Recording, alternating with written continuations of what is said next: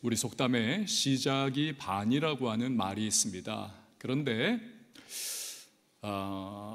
시작했지만 마치지 않으면 시작 안 한만 못하다라고 하는 그러한 속담도 역시 있습니다. 시작했어요. 그러나 중도 포기합니다. 그러면 지금까지의 모든 애씀과 수고들, 노력과 땀방울들, 그 포기가 다 잡아 먹어버리는 것이죠. 무의미해집니다. 끝까지 가야 한다는 거지요. 2주 전에 블레싱 대한민국 페스티벌이 일산 킨텍스에서 있었습니다. 한 70명 정도의 저를 포함한 목사님들이 찬양대로 섬겼습니다.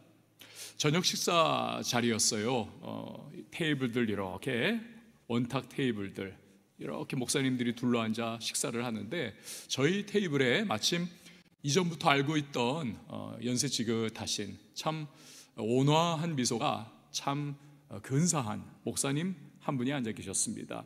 그런데 그 목사님의 아드님이 미국의 실리콘밸리에서 창업을 했어요. 엄청나게 잘 나갑니다. 목사님, 아드님 여전히 잘 계시죠? 잘 지낸다는 겁니다. 며칠 전에 미국에서 비행기 타고 일본으로 도쿄로 왔다는 거예요. 도쿄 마라톤 대회가 있었답니다. 거기 참가하기 위해서. 마라톤은 전문 마라토너도 아닌데 그거 참가하기 위해서 미국에서 도쿄로 비행기 타고 그것도 1등석 타고 날아오는 것, 그건요 여러분 여유가 보통 많은 게 아니죠. 그리고는 목사님 내외분을 이 아드님이 또 도쿄로 그렇게 비행기표를 보내드리고 모셨다는 거예요. 함께 도쿄 마라톤 대회에 참여를 하고 그리고 또 가족의 오붓한 즐거운 시간을 보내셨다. 여러분, 마라톤은 42.195km입니다. 제 아무리 40km를 잘 달린다 할지라도 그 40km에 비해서 나머지 2km 사실 거리로는 얼마 안 되지 않습니까? 그러나 중도에 포기를 해요. 또는 어떠한 일이 생겨가지고 나머지 2km를 달리지를 못합니다. 어떤 분은 완전 탈진해가지고 일어나지 못하는 분도 계시고 영상에 보니까 어떤 분들은요 달리다가 이 발목이 부러졌습니다. 그 빠른 속도로 여러분 마라토너들이요 이게 보통이 아닙니다. 우리 100m 달리기 전속력으로 하는 그 속도예요. 그걸로 2시간을 계속 가는 겁니다. 그러니까 하중이 막 이렇게 무리가 막 와가지고 발목이 부러지기도 하는 겁니다. 꼬꾸라지는 거지요. 어떤 사람은 쥐가 납니다, 다리에. 그래서 주저앉아 버리긴 합니다. 이런저런 문제로 완주가 쉽지가 않습니다. 중도 포기를 해요. 그런데 간혹 어떤 분들은요 그렇게 결승점을 500m, 1km 그 앞에 두고 쓰러졌어요. 더 이상 어떻게 못할 그러한 상황인데도 불구하고 나는 꼭 가겠다. 그래서 엉금엉금 기어가지고 무릎팍 다 까져가면서까지 피 흘리면서까지 결국 결승선에 골인하는 분들이 있습니다. 메달은 못 따죠 당연히. 근데 사람들이 다 환호를 하고 기립박수를 해주고 그분을 정말 칭찬해 줍니다. 왜요? 그 모든 악조건을 이기고 결국 완주했기 때문입니다. 마라톤에만 완주가 뜻깊은 것이 아니지 않습니까? 우리의 인생 완주 잘하는 것도 여러분 얼마나 귀중합니까? 하지만 그 무엇과도 비교할 수 없는 것은 믿음의 경주입니다. 믿음 굳게 붙잡고 포기하지 않고 완주해 내는 것입니다. 그럴 때 하나님은 반드시 그에 합당한 은혜와 복을 허락해 주시는 줄 믿으시기를 바랍니다. 그런 점에서 오늘 본문 말씀은 믿음의 경주에서 우리가 만나는 장애물은 과연 무엇인가, 또 어떻게 해야 완주할 수 있는가, 이걸 알려주는 굉장히 중요한 말씀입니다. 믿음 불패 시리즈를 지금 다루고 있습니다. 자, 믿음의 완주해 나가는 과정 속에 다가오는 장애물들을 뚫고 나가며 끝까지 경주하는 믿음의 불패, 그러한 마음 우리가 가져야 하지 않겠습니까? 아무쪼록 저와 여러분이 오늘 주님의 말씀 따라 행함을 통해서 이 믿음의 완주를 이루어내는 하나님의 사람들이 다 될 수 있기를 바랍니다. 자, 우리가요 극복해야 할 믿음의 경주에서의 장애물이 있습니다. 죄입니다. 그래서 첫 번째로 죄를 벗어버려야 하는 것입니다. 달리기 해보신 분들은 알 거예요. 복장이 굉장히 중요합니다. 달리기에 최적화된 얇은, 땀을 잘 흡수하면서도 또 체온은 유지를 그래도 어느 정도 해주고, 그 땀을 빨리 이걸 식어 다 사라질 수 있도록 그렇게 건조가 되는 그러한 얇은 상의, 그리고 그 신발은 이 달리기에 최적화되어 있는 아주 기능성, 이 신발을 신어야 하는 건 아니겠습니까? 지금 여러분이 세계적인 마라토너, 정말 위대한 마라토너죠, 이봉주 선수의 모습입니다. 여러분 얼마나 단촐하게 입고 있습니까? 너무 얇게, 너무 짧게 그러고 있잖아요. 근데 저것이 정말 필요하다는 겁니다. 그래야 마라톤을 완주할 수가 있다는 겁니다. 난 좀 이렇게 드러내는 게 싫어, 그래가지고는 긴팔 입고, 신발도 좀 이렇게 두툼한 거, 무거운 거 신고, 아무리 달려보세요. 처음에는 그냥 그러려니 했는데 이게 가면 갈수록 42.195km 달리면 달릴수록 마치 등짐을 지고 달리는 것과 같은 그런 느낌이 됩니다. 도저히 그 옷을 입고 그 신발을 신고는 견뎌낼 수가 없는, 그래서 탈진하고 포기할 수밖에 없는 것이지요. 우리가 믿음으로 달려갈 때도 마찬가지입니다. 죄를 벗어버려야만 하는 것입니다. 죄가 처음에는 별것 아닌 것처럼 생각될 수 있습니다. 이쯤이야 뭐. 절대 그렇지 않습니다. 마치 모래 주머니를 발목의 양쪽에 달고 뛰는 것과 같이 우리의 믿음의 발걸음을 점점 무겁게 만드는 것입니다. 오늘 본문 1절 말씀이 그것을 강조를 해요. 우리 같이 한번 1절 읽어보도록 하겠습니다. 시작. 이러므로 우리에게 구름같이 둘러싼 허다한 증인들이 있으니 모든 무거운 것과 얽매이기 쉬운 죄를 벗어버리고. 아멘. 2001년도 9월 11일 9.11 테러를 일으킨 장본인이 빈 라덴입니다. 10년 만인 2011년에 파키스탄의 모처에서 미군 특수부대에게 급습을 당하고 사살당했습니다. 이 빈 라덴이요, 그곳에 높은 담벼락과 창문도 거의 없는 그러한 요새화된 집을 짓고 자기 가족들하고 그렇게 숨어 지냈다는 겁니다. 미국 정보기관의 이 보복을 피하기 위해 가지고. 그래가지고는요, 이웃 주민들도 그 몇 년, 한 4, 5년을 거기 살았다는 거예요. 한 사람도 이웃 주민들이 저기 도대체 어떤 사람이 살고 들락날락 하는 거 정말 한 번도 못 봤다는 것입니다. 정말 한 번도 못 봤다는 거예요.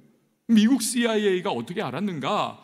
집 밖에 이렇게 걸어둔 빨래를 보고 알았다는 거예요. 빨래를 보고. 빨래 조심해야 합니다. 빨래를 보고. 그 당시에 대략적으로 빈 라덴이 사이즈가 어떻게 된다? 아내가 한 3명 있었대요. 그리고 그 자식들이 몇 명 정도, 또 손주는 몇 명 정도, 이 숫자를 대략 파악을 하고 있었답니다. 애들 몇 명, 성인 몇 명, 여자 몇 명, 이런 대략적인 부분들. 그런데 빨래가 이렇게 걸려있는 거 아닙니까? 그러니까 그 빨래를 보면 대충 그것을 체크할 수 있다는 거예요. 그래서 모든 것을 다 맞춰봤더니, 그 빨래하고 이걸 다 맞춰봤더니 한 60에서 80%가 맞아 떨어지더라는 겁니다. 그래서 4개월 정도를 고심을 했대요. 이걸 확률이 한 60에서 80%인데 쳐야 될 거냐 말아야 될 거냐. 그러다 결국 가자 해가지고는 쳤다는 것입니다. 그래서 끝장난 거지요. 여러분, 절대 발각되지 않으려고 심지어는 쓰레기 하나도요, 이 오사마 빈 라덴이 집 밖으로 절대로 안 내보냈다는 겁니다. 뭔가 잡히는 것이 없도록 하기 위해서 그 집안 뜰 안에서 다 소각을 해가지고 불을 태워가지고 쓰레기도 다 없애버렸다는 거예요. 그래도 무심코 빨래 걸어놓은 것 때문에 그렇게 끝장이 났다는 것이죠. 여러분, 우리도요 생각을 한번 해보십시오. 대단한 사역을 합니다. 열매도 풍성히 맺습니다. 인정과 박수를 받습니다. 이쯤이면 이제 안정적이 됐어. 그런데요, 언제부턴가 죄가 스며들어옵니다. 이 정도야 문제가 되겠어 방심을 합니다. 그러다가 그만 그 죄의 덫에 완전히 빠져나가지 못하도록 얽매여 버리는 겁니다. 더 이상 믿음으로 앞으로 나가지 못하게 되는 겁니다. 아름다운 열매도 생기지 않고 하나님의 역사도 나타나지 않습니다. 덩그러니 남는 것은 믿음의 경주를 달려가다가 중도에 탈락하고 주저앉아 버린 참 가련하고 안타까운 한 사람의 모습이 남을 뿐인 것입니다.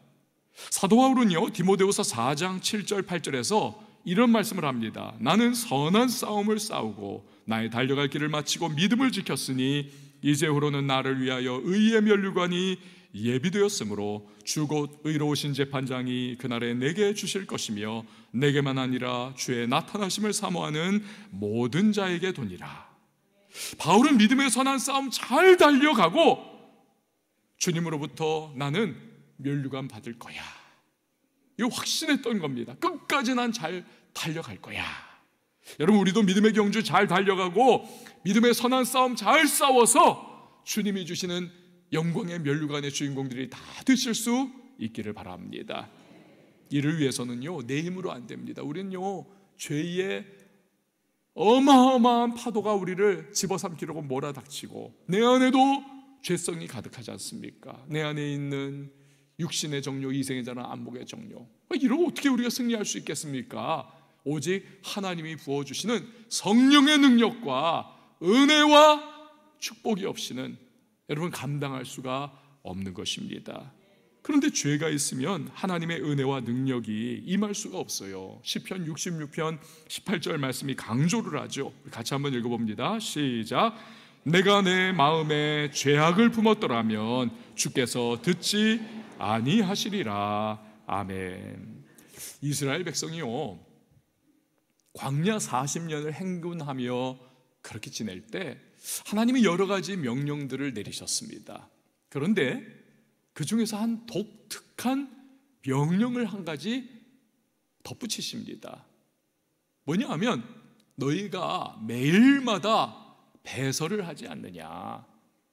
그런데 너희가 모여서 진치고 있는 진영 가운데서 배설을 하지 말아라. 반드시 배설을 하고 싶은 사람은 조그만 부삽을 들고 나가서 진영 밖에 흙을 파고 거기다 배설을 하고 다시 그 배설물이 보이지 않도록 흙을 덮어라. 그래야만 내가 그 더러운 배설물 때문에 너희를 떠나지 않고 너희 가운데 계속 있을 거야. 혹자는 이런 이야기를 우스갯소리를 말하기도 합니다. 우리 찬송가에 황무지가 장미꽃같이 피는 것을 볼 때에, 이런 노래 있잖아요. 왜 황무지가 장미꽃같이 됐냐? 그 당시에 그렇게 많이 싸대가지고 그렇게 됐다. 그런 얘기를 우스갯소리로 하는 그런 사람도 있습니다. 여러분, 어쨌거나 왜 하나님이 진영 밖에다가 배설을 해라, 그리고 또 덮어라. 성경에서요, 배설물은 이게 더러운 거 아닙니까? 더러운 죄를 상징을 하는 것입니다. 그래서 그 이스라엘 진영 안에 더러운 죄가 있으면 거룩하시고 거룩하신 하나님이 결코 함께할 수 없다. 이것을 매일 그들이 하루에 한 번씩, 변비 걸린 사람도 있지만 그래도 매일 하루에 한 번씩 배설을 하잖아요. 그 과정을 통해서 하나님께서 그들에게 실물 교훈을 주시는 거예요. 죄라는 것은 하나님을 떠나가시게 하는구나. 축복과 은혜가 단절되도록 하는 무서운 것이구나. 죄 짓지 말아야지. 우리 죄 짓지 마십시다. 그런 거예요. 여러분, 이처럼 우리가 믿음으로 나아갈 때 하나님의 은혜와 능력을 힘입기 위해서는 반드시 죄의 문제를 해결해야만 하는 것입니다. 그렇지 않고서는요, 완주할 수가 없어요. 이스라엘 백성은 교회를 예표합니다. 사도행전에 보면 광야교회라고 분명히 지칭을 합니다. 40년 광야 생활한 그들을 일컬어서 광야교회. 오늘날의 교회도 그러므로 마찬가지입니다. 교회 안에 죄가 있으면 하나님의 은혜와 능력과 축복이 기름 부어질 수가 없는 것입니다. 끊겨나가요. 떠나갑니다. 결국 그러다가 끝까지 그 모양 그 짓거리를 계속하면 촛대를 옮겨버리시는 겁니다. 한때 전 세계를 선교했던 영국의 교회와 유럽의 교회들, 여러분 보십시오. 죄와 인본주의가 점령을 해버리니까요, 하나님의 영광이 떠나가 버리는 거 아닙니까? 성령의 기름 부으심이 자취를 감춰버리고 사라져버리시니까 이제 거기는 술집이 되어갔고 디스코텍이 되어버렸고 클럽이 되어버렸고, 아, 여기가 옛날에 교회였어, 스펄전 목사님이 위대한 사자우를 토하며 설교했던 곳이야, 관광 명소로만 그냥 그렇게 명맥을 겨우 유지할 따름인 것입니다. 여러분, 우리 교회도 언제나 조심해야만 합니다. 죄와 인본주의가 우리 교회 안에 또아리를 틀고 있으면요, 절대로 하나님의 은혜와 축복이 임할래야 임할 수가 없는 겁니다. 거룩하신, 지극히 거룩하신 하나님께서 타락하고 부패하고 변질된 교회와는 동행할 수가 없는 거예요. 그러면 사명 감당은 물 건너가고 비전 감당도 떠나가 버릴 수밖에 없습니다. 도시와 지역을 주님의 이름으로 점령하고 예수 그리스도의 빛을 드러내며 이 도시의 영적 질서를, 균형을 맞추는 영적인 맹주의 역할을 감당해야 하는데 감당 못하게 되는 겁니다. 촛대를 옮기는 거죠. 목사의 직무가 뭡니까? 먼저는 바른 말씀을 잘 전하는 겁니다. 그래서 성도님들에게 말씀으로 기준을 세워주는 것이 목사의 직무예요. 또 하나는, 목사는 기도하고 영적으로 깨어가지고 교회의 거룩성과 성결을 유지 보존하도록 지도해줘야 하는 책무가 있습니다. 근데 문제는 목사가 아무리 성경 말씀을 전하고 말씀으로 지도한다 할지라도 교인들이 귀를 막아버려요. 아니, 안 들을래요. 그래버리면 여러분 아무 소용없습니다. 사랑하는 여러분, 좀 손해를 보고 좀 힘겨운 부분이 있다 할지라도 하나님 말씀에 입각하여 말씀을 전해드리고 이렇게 해야 합니다 지도를 하면 아멘으로 받아들이실 수 있기를 바랍니다. 그럴 때 결국 하나님 은혜와 능력이 교회 안에 마음껏 흘러들어오고 성도님들의 영혼이 복을 누리고 사랑하는 자여 내 영혼이 복 받은 것 같이 네가 잘되고 범사에 강건케 하기를 내가 간구한다 하신 요한 3서 2절의 말씀처럼 정말 하나님께서 전격적인 복을 우리 성도님들의 범사에 부어주시는 것입니다. 그리고 교회도 힘있게 사명을 감당하면서 주님의 축복이 임하는 공동체가 될 수가 있는 것입니다. 이처럼 개인이건 교회이건 간에 믿음의 완주를 위해서는요, 필수적으로 죄를 이걸 벗어버려야 하는 것입니다. 그리고 두 번째로는 우리가 믿음의 완주를 하기 위해서는 인내해야만 합니다. 한번 저를 따라해 주십시오. 인내하자. 인내하는 겁니다. 제가 오늘 며칠 전에 아내로부터 희한한 이야기를 들었어요. 희한한 이야기. 이 여자가 한을 품으면 온유월에도 서리빨이 내린다 그러지 않습니까? 이 여자 무섭습니다. 무서워요 정말. 제가 무슨 얘기를 들었냐 하면요, 뭐 벌써 오래됐겠죠. 이 여자분들이 정말 나이 들어가는 것을 극복해 보고자, 정말 피눈물 납니다. 이거 극복해 보고자 어디까지 이제는 나갔느냐, 이마에다 막 구멍을 뚫어가지고 그 구멍에 갈고리를 걸어가지고 끌어올린다지 않습니까? 끔찍하지 않습니까? 남자들은 절대로 못해요. 그거 이마에 구멍 뚫어가지고 갈고리 걸어서 끌어올린다. 그걸 어떻게 합니까? 이걸 성형외과에서는 이마 거상술이라고 한답니다. 이렇게 해가지고 하여튼 땡겨가지고 주름들을 피고 팽팽하게 그렇게 만들어 간다는 거예요. 그 과정 속에서 막 흑채를 막 발라가지고 잘 안 보이게 하는 거죠. 이제 아물기 전까지는.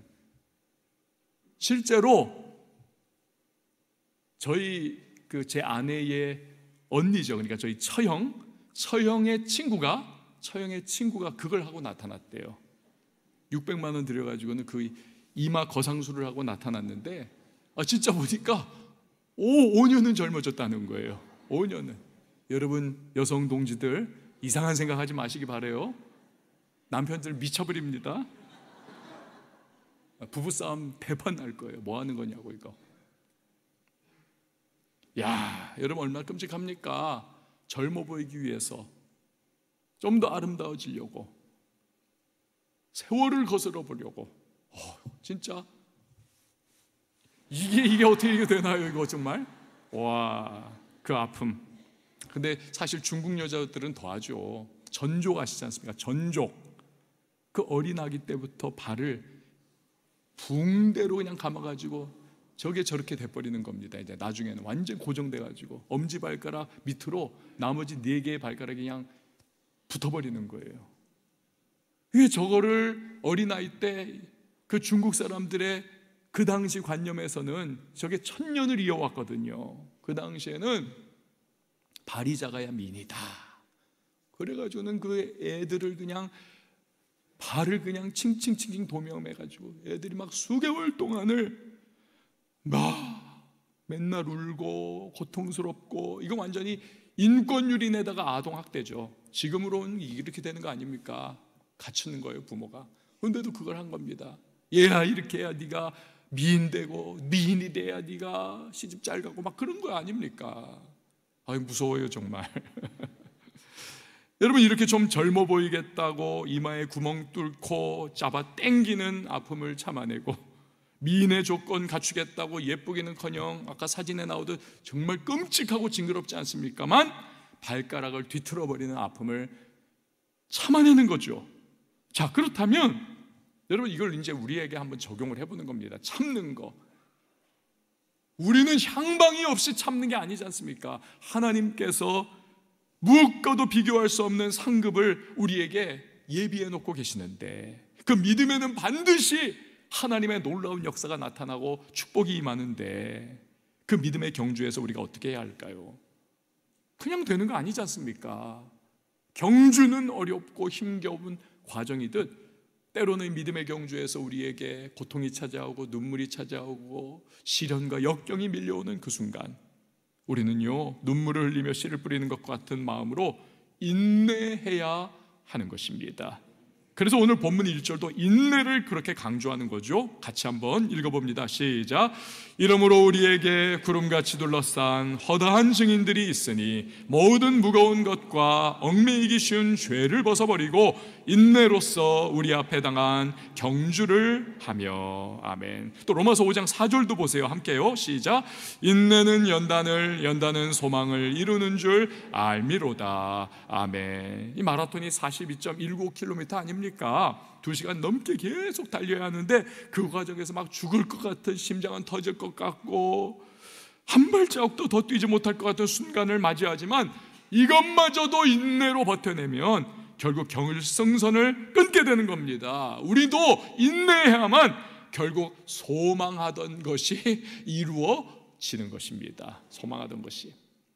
여러분, 성경에서요 제일 불행한 넘버원은 누구라고 생각을 하십니까? 당연히 가룟 유다겠죠.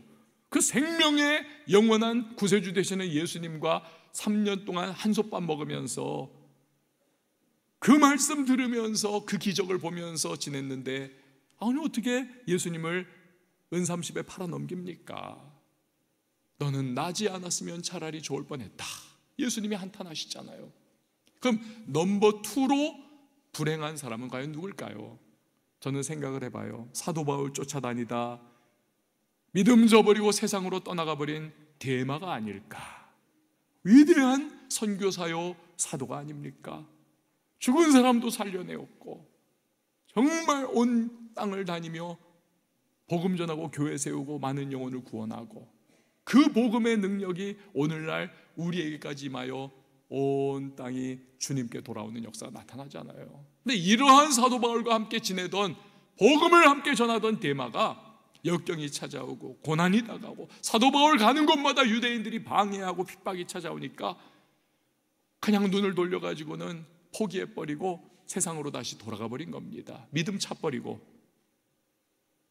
얼마나 안타깝습니까? 문제는 우리도 얼마든지 그럴 수 있다는 사실입니다. 잘 믿어야지, 끝까지 믿음으로 나가야지 이러면서도 우리도요 고난과 역경과 유혹과 어려움이 찾아오면 이거 인내를 잘 못합니다. 견뎌내지를 잘 못해요. 믿음의 방식이 아닌 세상 방식에 손을 댑니다. 하나님이 기뻐하시는 모습이 아닌 세상 욕심을 따라갑니다. 말씀 대신에 사람 말을 줬습니다.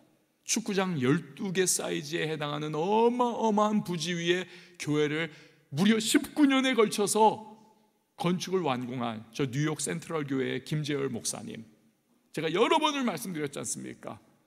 그 목사님이 남긴 명언, 제게 주셨던 명언, 목사님 어떻게 19년 동안을 건축을 하셨습니까?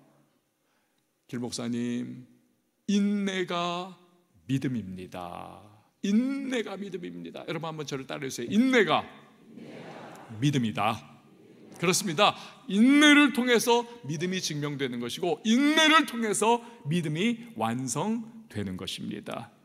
그럼 어떻게 인내할 수 있을까요? 끝을 알면 인내할 수 있습니다. 끝을 알면. 요한계시록이 성경 마지막 장인데, 이 요한계시록이 일제시대에 가장 많이 설교가 되었습니다. 성도들이 제일 많이 읽는 성경이었습니다. 왜요? 이 땅에서는 환난당하고 핍박당하고 눈물겨운 일 많고 고통과 고난과 심지어는 순교의 피를 흘리지만, 하나님께서는 반드시 성도에게 최후의 최종적 승리를 주신다. 영광스러운 면류관의 주인공이 되게 하신다. 이것을 요한계시록이 생생하게 기록을 해놓고 있는 거 아닙니까? 그러니 끝을 보여주시는 그 말씀 붙잡고 일제시대의 순환과 핍박과 그 순교의 피 흘림을 우리 믿음의 선조들은 인내함으로 승리할 수가 있었던 것입니다. 여러분, 요한계시록은 일제시대 성도들뿐만이 아니라 오늘을 살아가는 저와 여러분에게도 주신 하나님의 말씀인 줄 믿습니다. 그러므로 우리에게도 위기와 어려움과 순환과 믿음의 시련이 다가올 때 뒤로 물러나 침륜에 빠져들지 말고, 믿음 까먹지 말고, 우리도 끝을 알잖아요. 주님이 이 믿음의 결말은 승리다, 축복이다, 은혜다. 그리고 우리 일생 전체 믿음의 결말은 또 무엇입니까? 영원한 천국이요, 생명의 면류관 주인공 되는 거 아닙니까? 이걸 우리가 알고 있으니, 끝을 알고 있으니 우리는 매일의 믿음의 발걸음도 당당하게 끝까지 잘 달려가고, 인생의 믿음의 발걸음도 우리 뒤로 물러나 침륜에 빠져들지 말고 끝까지 잘 달려가는 하나님의 사람이 되어야 될 줄 믿습니다. 세 번째로 우리는요, 예수를 바라봐야만 하는 것입니다. 예수를 바라봐야 하는 것입니다. 여러분, 요즘에 우리나라 정치의 가장 심각한 문제가 무엇입니까?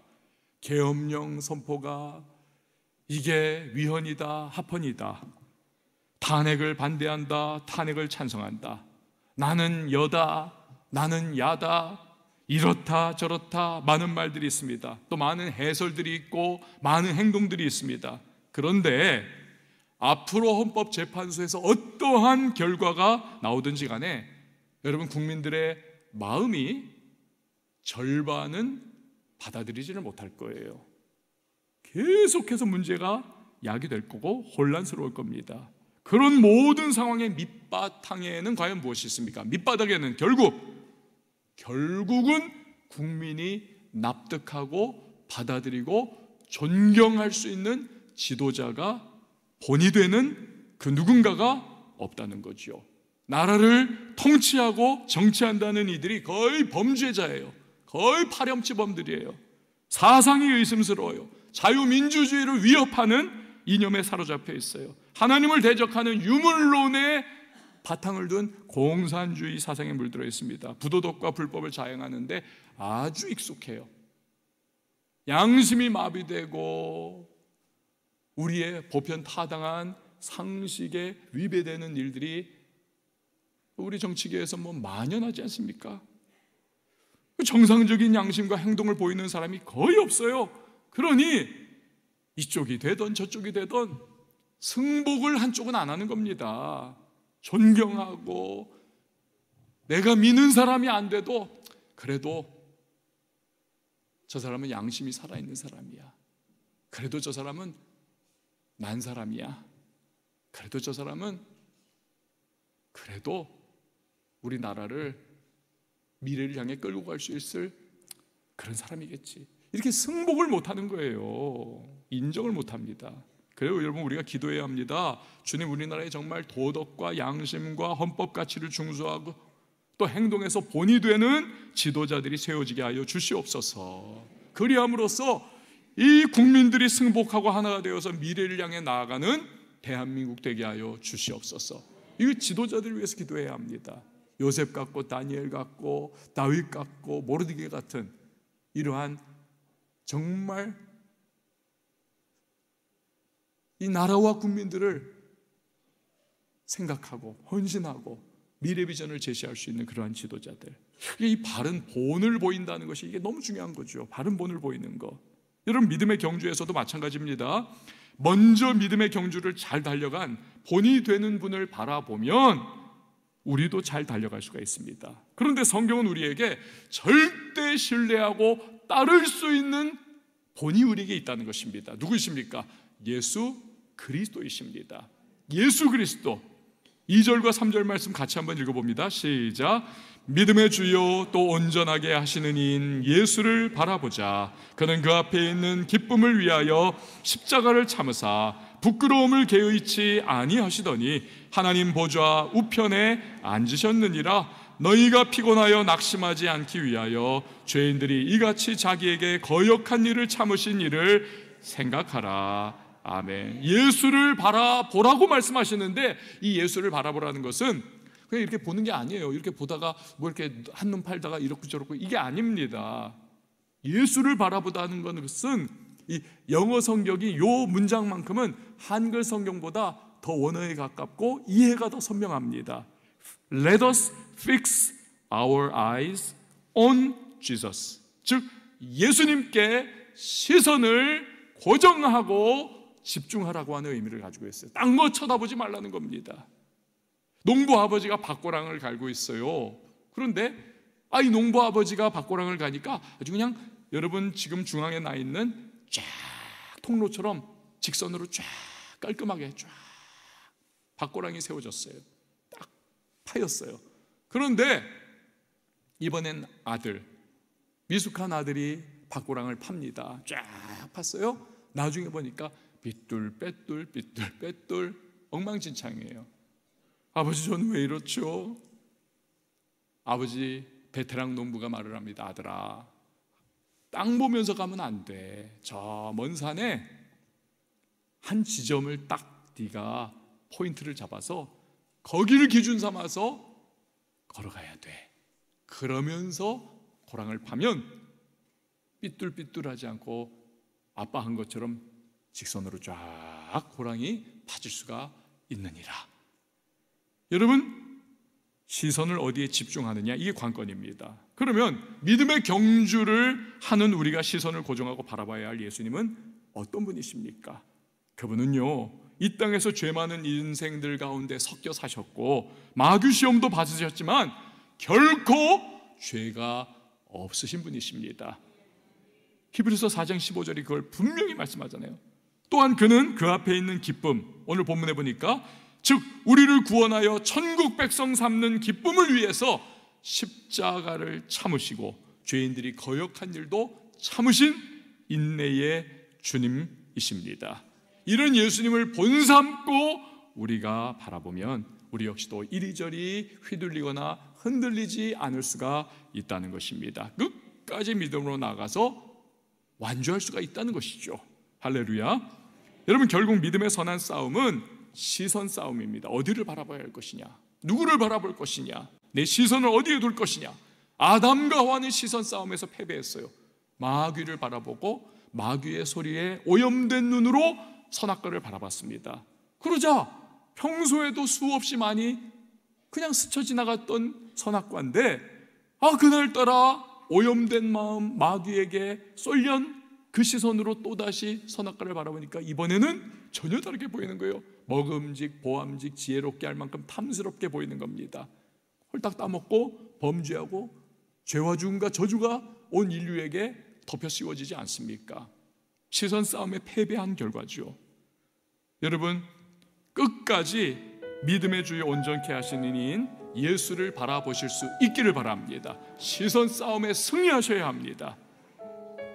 우리는 믿음으로 나아가는 경주자들입니다. 세 가지를 기억하십시오. 죄를 벗어 버려야만 하겠습니다. 인내해야 하겠습니다. 예수 그리스도를 바라봐야 합니다.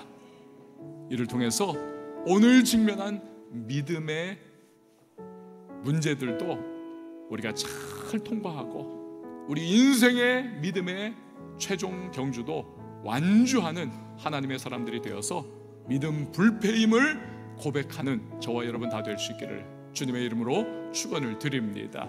함께 찬양하도록 하겠습니다.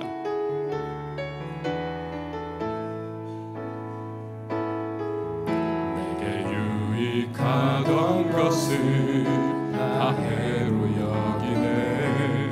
구주를 위하여 모두 다 버리네. 모든 것을 잃어버려도 아깝지 않은 예수를 아는 지식이 가장 고상함이라. 육체를 신뢰하지 않고 겸손한 마음으로 그 안에 능력과 고난에 참여하며 그의 죽으심을 본받아 그리스도를 얻고 예수의 안에서 발견되려 함이라. 표대를 향하여 그리스도 예수 안에서 구름의 상을 위하여 달려가노라. 이전에 있는 것은 모두 잊어버리고 앞에 계신 그리스도께로 달려가노라. 내게 유익하던 것을 다 해로 여기는 구주를 위하여 모두 다 버리네. 모든 것을 잃어버려도 아깝지 않은 예수를 아는 지식이 가장 고상함이야. 아멘. 육체를 신뢰하지 않고 겸손한 마음으로 그 안에 능력과 고난에 참여하며 그의 죽으심을 본받아 그리스도를 얻고 예수의 안에서 발견되려 함이라. 표대를 향하여 그리스도 예수 안에서 구름의 상을 위하여 달려가노라. 이전에 있는 것을 모두 잊어버리고 앞에 계신 그리스도께로 표대를 향하여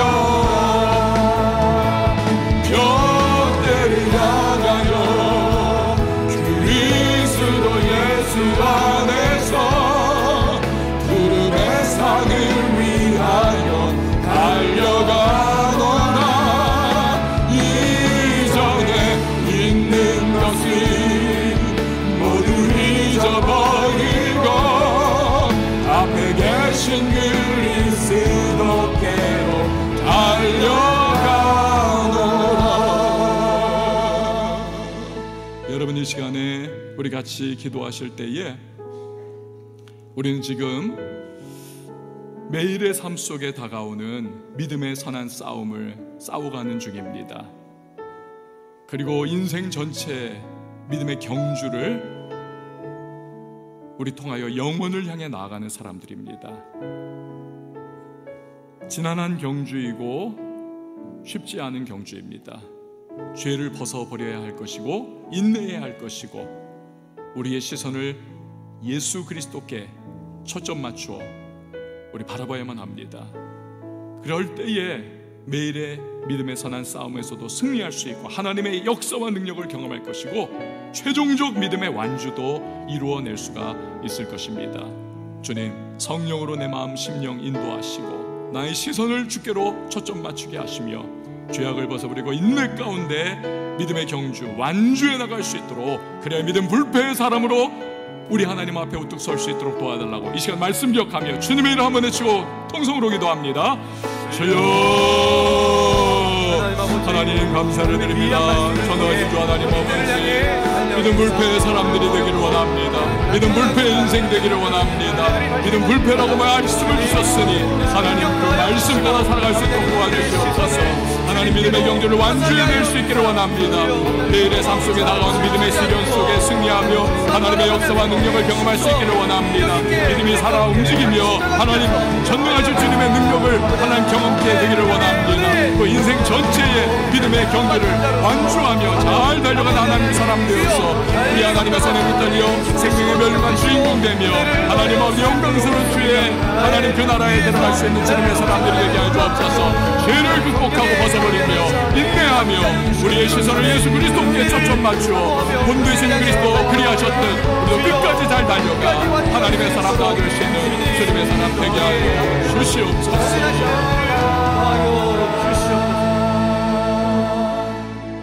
믿음의 경주를 완주하며 믿음 불패의 삶을 예수 안에 살아갈 수 있는 우리 모두가 되게 하여 주시옵소서. 예수님의 이름으로 기도합니다. 아멘.